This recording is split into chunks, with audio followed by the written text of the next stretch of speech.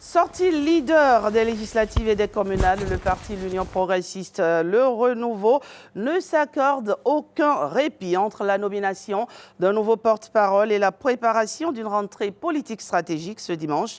L'UPR dessine déjà les contours du Bénin de demain.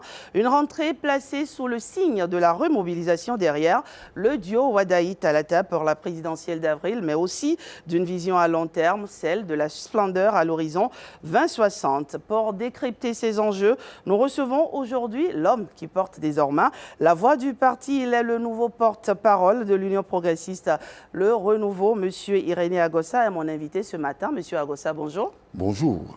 Et déjà, félicitations pour votre nomination. Merci.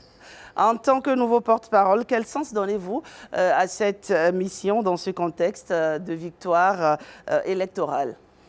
Je profite de cette occasion d'ailleurs pour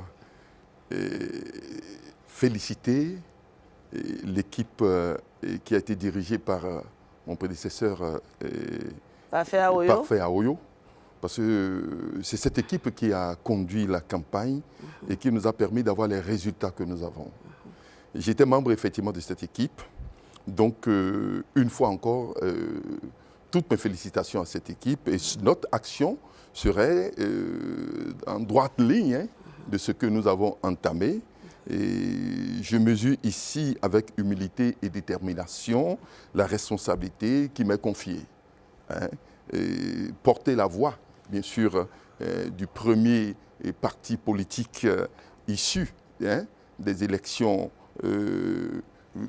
législatives et communales passées, c'est un honneur.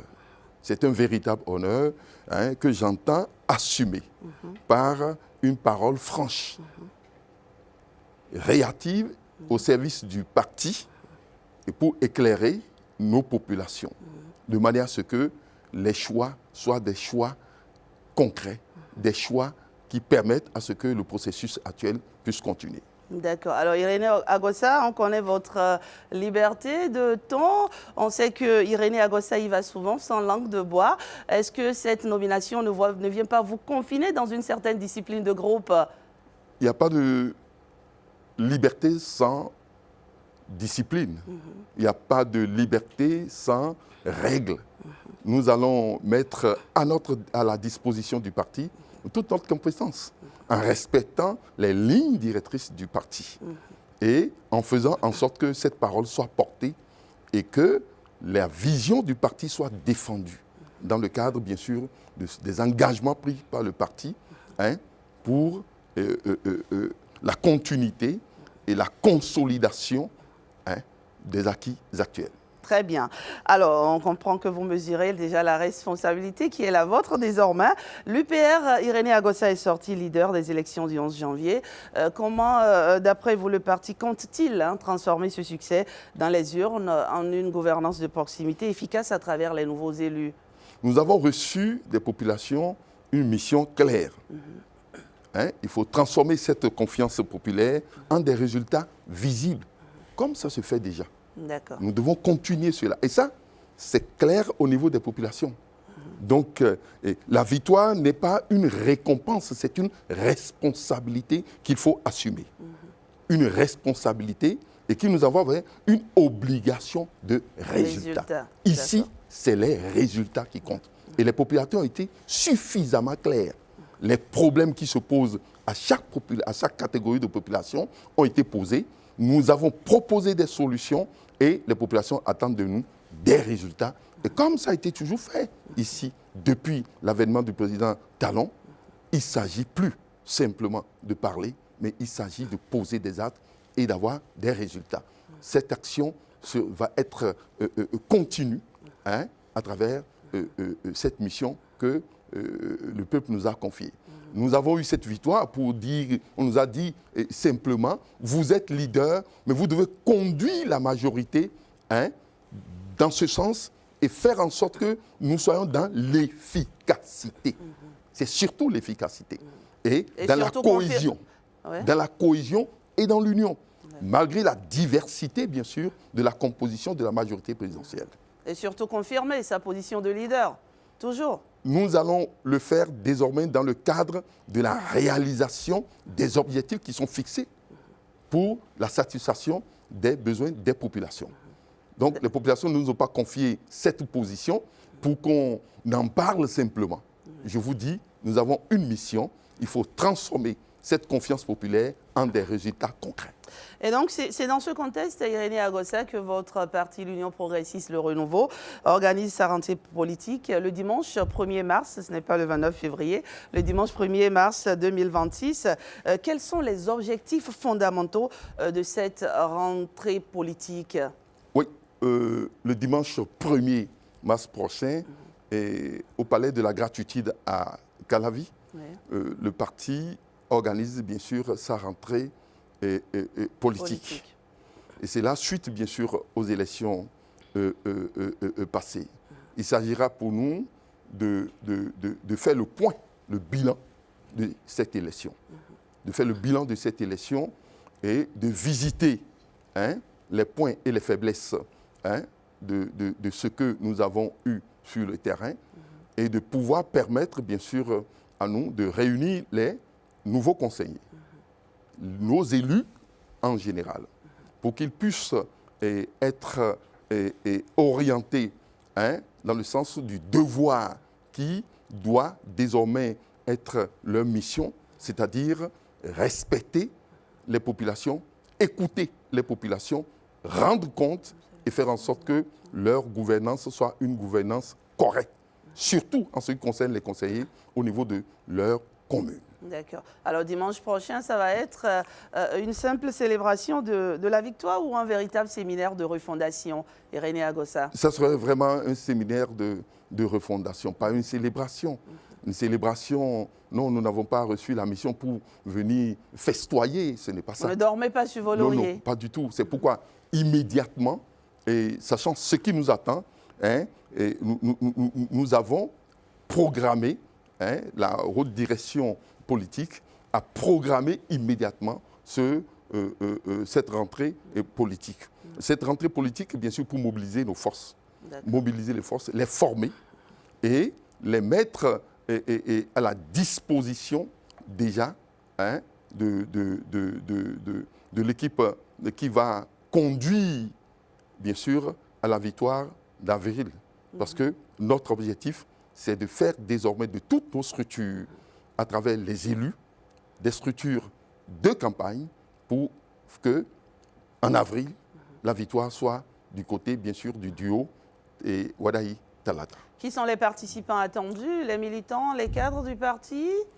Oui, pour nous, la priorité étant, bien sûr, le rapprochement de l'action politique vers les citoyens. C'est ça la priorité. Consolider la confiance citoyenne. Et pour cela, nous avons mis l'accent, le parti a mis l'accent sur les élus. D'accord. Donc, les élus. Les nouveaux élus. Les nouveaux élus seront là. C'est-à-dire que toute la structure, les responsables du parti, je veux parler de la haute direction politique du parti, la direction exécutive nationale, oui, tous ceux-là seront là. Mais nous avons surtout les élus, les maires et leurs adjoints. Nous avons les députés. Nous aurons aussi les sages du parti qui seront là. Nous aurons aussi tous les responsables du parti qui sont au niveau des institutions telles que le CES et la HAC. Nous aurons à nos côtés des invités de marque, tels que le président le président Abdoulaye Biotane, qui est un partenaire politique. Qui lui est du bloc républicain. Qui vient du bloc républicain. Les campagnes sont terminées et nous devrons maintenant aborder une nouvelle phase. C'est la même famille. C'est la mouvance présidentielle. Néanmoins, il faut préciser ici que c'est le socle même des réformes. Malgré la diversité, nous devons nous entendre pour que les objectifs qui sont fixés dans le cadre du développement national soient atteints. C'est une leçon d'ailleurs Donc, le président Biotane serait là. Nous avons l'ancien Premier ministre Léonard Zissou, qui est compté parmi les invités. Il y aura certainement aussi d'autres invités de marque qui vont nous accompagner au cours de cette journée qui est bien sûr le début des activités pour cette année et l'autre phase, bien sûr, de la campagne qui nous attend. Très bien. Alors, l'idée derrière cette rentrée politique, c'est de faire bloc, c'est de montrer que l'UPR est un et indivisible. Nous sommes un et indivisible et nous l'avons toujours prouvé. Et je vous dis ici que les populations nous ont confié une mission claire, c'est l'efficacité, les résultats. Nous ne pouvons pas, dans la division, obtenir ces résultats. Donc, nous sommes un, indivisible, et nous contribuerons, comme nous avons toujours fait, à la consolidation de l'unité de la majorité présidentielle. Parce qu'ensemble, nous avons désigné un candidat et il serait bon et il serait logique que nous soyons ensemble pour conduire à la victoire finale. Alors, cette rentrée politique, c'est un enjeu stratégique majeur pour l'Union progressiste, le renouveau. Pouvez-vous déjà nous dévoiler, on va dire, les grandes lignes du déroulement de cette journée? Oui, le déroulement de cette journée, il y aura l'ouverture, bien sûr, où les discours seront prononcés. Après ces discours, nous aurons, bien sûr, la phase active, bien sûr, de la journée. Oui. Il y aura la formation des nouveaux élus et pour permettre à ce que nous déterminions les rapports entre les élus et le parti, d'une part, et d'autre part, les responsabilités de ces élus au niveau de leur commune. Et permettre à ce qu'ils soient régulièrement à l'écoute des populations et faire en sorte que ces besoins des populations soient transmis au niveau de décision qu'il faut, de manière à ce que ces populations trouvent satisfaction. Donc, il faut déjà les former pour et les prendre pour les éléments essentiels de l'écoute à la base. L'autre chose, c'est déjà leur montrer leur responsabilité dans la victoire prochaine. Donc, toutes les structures du parti sont devenues désormais les structures de campagne pour l'élection d'avril prochain. Donc, tout le monde est mobilisé pour être derrière le duo Wadayi et Talata pour qu'on puisse, une fois encore, confirmer ce que nous avons eu dans les urnes il n'y a pas longtemps. Donc, il faut confirmer cet élan et dire que désormais, ce qui a été engagé et de façon irréversible. Nous devons l'assumer. Donc, stratégiquement, voilà ce que nous allons faire. Mais nous ne pouvons pas le faire sans faire le point, bien sûr, de nos forces et faiblesses au niveau de notre parti. Parce que si nous voulons être complémentaires avec les autres forces de la majorité présidentielle, nous devons prouver là où nous sommes forts, là où nous sommes faibles, pour que les autres puissent ajuster, pour que les autres puissent compléter et que nous-mêmes nous soyons complémentaires. C'est ça l'objectif stratégique, bien sûr, de cette rencontre. Nous restons aussi encore dans la ligne de 2060 pour que les élus s'inscrivent, bien sûr, dans cet élan de développement de notre pays. Rien ne se fera de façon hasardeuse. Nous allons programmer tout, et comme nous l'avons toujours fait, pour que nous ne soyons pas surpris. Ceux qui sont surpris, c'est ceux qui ne planifient pas. Et la population nous a confié cette responsabilité pour que nous planifions, pour que nous organisons, pour que nous nous projetons, bien sûr, dans le futur et assurer, bien sûr, que le Bénin est solide avec des institutions fortes, des institutions respectées, des institutions capables de nous conduire encore plus loin. Justement, vous avez parlé il y a un instant du duo Wadayi-Talata. Le parti se met en ordre de bataille pour ce duo-là. Pourquoi, selon vous, ce choix est-il le meilleur pour garantir, on va dire, la continuité des réformes actuelles? Ce choix est le meilleur, d'autant plus que nous avons le candidat Wadayi qui est préparé pour. Nous avons ce candidat qui est un candidat indiqué pour, bien sûr, assumer la fierté retrouvée. Assumer cette fierté retrouvée. Parce qu'il s'agit pour nous désormais de consolider les acquis, de moderniser notre système et de répondre aux défis actuels et de préparer le pays à répondre aux défis du futur. Nous sommes dans une sous-région que vous connaissez et qui est dans une situation d'instabilité. Nous devons protéger notre démocratie, protéger notre modèle et continuer surtout à faire de notre économie une économie attractive et orienter les choses vers la jeunesse, qui est la force de ce pays. Donc, toute activité doit conduire à la création des emplois, des créations des emplois. Et ces emplois seront des emplois qui vont permettre à la jeunesse de participer au développement de notre pays, de ne pas être une jeunesse, bien sûr, observatrice. Donc, il faut les impliquer.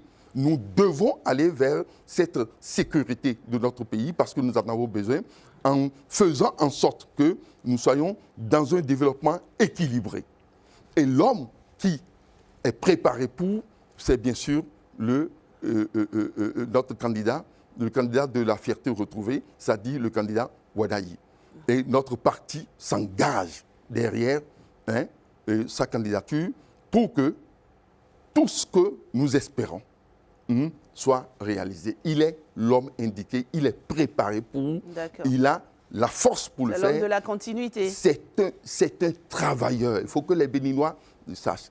Derrière les chiffres dont on parle, il y a les routes, il y a les infrastructures dans tous les domaines. Derrière ces chiffres, vous allez voir la concrétisation de ce que nous avons prévu, ce que le président Talon a prévu dans son programme.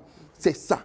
Et la suite maintenant, c'est de faire en sorte que l'effort fourni par chacun de nous se retrouve dans le quotidien des Béninois. Et le seul capable parmi nous pouvant le faire, c'est le candidat Ouadayi. Et je vous rassure que c'est la jeunesse et la chazesse. Nous avons Talata qui est d'un âge et qui pourra compléter, bien sûr, cette jeunesse, cette fougue et cet engagement de la jeunesse et qui se met à la disposition du développement du pays. Partout, nous mettons en place un système complémentaire. D'accord. Alors, nous sortons à peine des législatives et des communales, très éprouvant ce scrutin. Des militants qui ont consenti, qui ont fait des efforts, n'est-ce pas, pour que vous puissiez avoir ce résultat-là.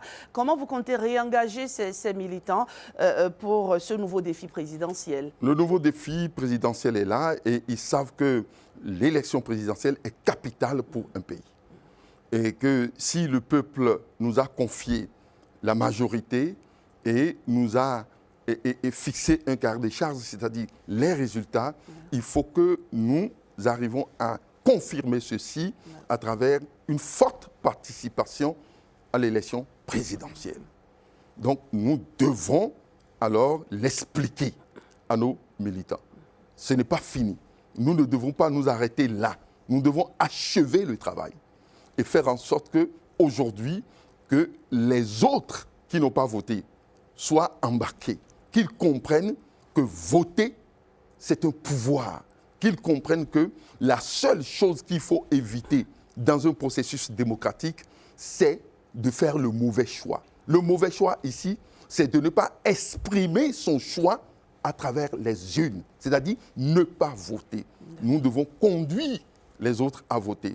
Et, madame, je vais vous dire simplement, l'UP Le Renouveau s'occupe de ceux qui ont voté contre nous.